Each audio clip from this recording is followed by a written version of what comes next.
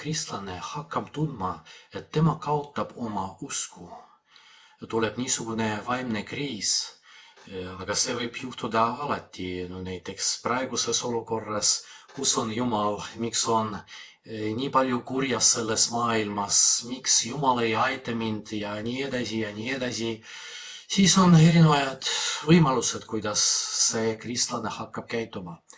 Võib-olla ta üldse loobub palvetamast, käimast kirikust, otsustab, et Jumal pole vaja tema jaoks, temale.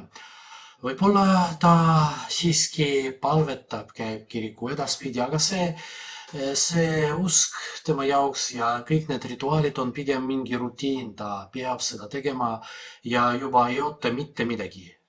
Võib-olla kolmas variant, ta hakkab otsima midagi. Äkki hakkan teistmoodi palvetama, hakkan otsima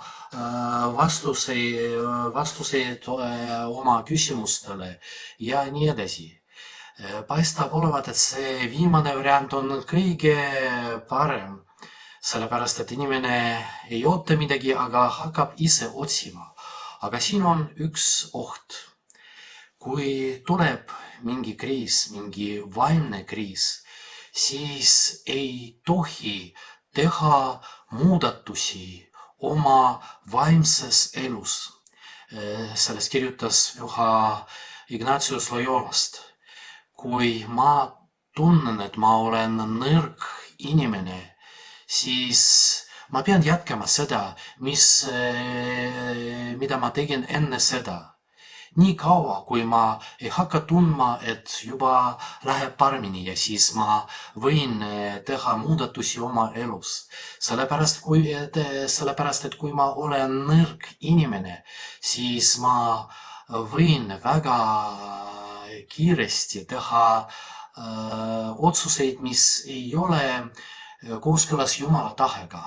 Siis väga tihti võib juhtuda niimoodi, et ma hoopis kuulan saatanat, ta sosistab. No näed, et see palve ei sobi sulle, tee teistmoodi, loobu sellest palvest, hakka teistmoodi palvetama, hakka arutlema selle üle, miks midagi toimub, miks minu usk ei kasva või nagu need küsimused, mida saduserid esitasid Jeesusele Kristusele, kui üks inimene abiellub naisega pärast, tema vend abiellub ja nii edasi, kelle naine ta on paradiisis ja hakkab mõtisklema selle üle, aga see ei ole tee Jumala juurde.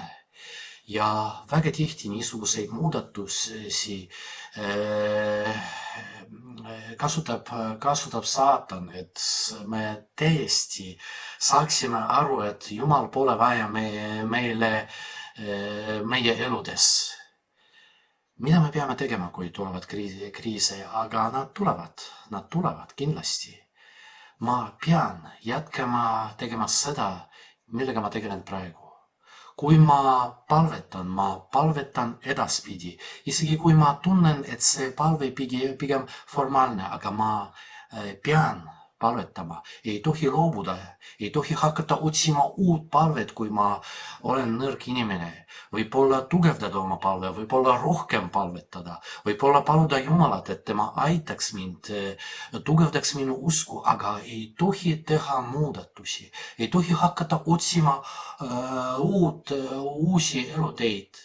Lihtsalt ma liikun edasi, ma käin kirikus, kuigi võib-olla kirikpreestrid ärritavad mind ja ma ei taha seda teha.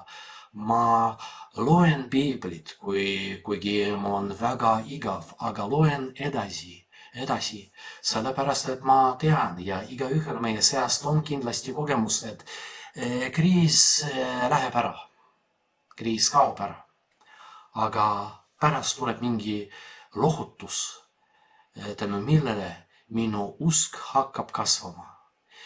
Ei tohi eriti teha muudatusi. Teen, mida ma saan teha.